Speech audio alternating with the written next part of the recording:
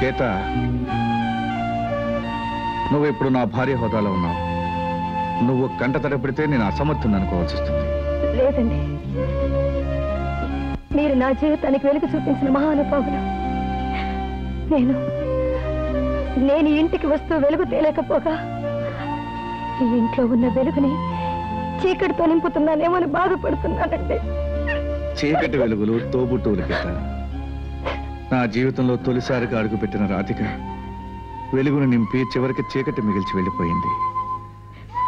చీకటితో ప్రారంభించిన నువ్వు తప్పకుండా వెలుగును తీసుకొస్తావనే నమ్మకం నాకుంది.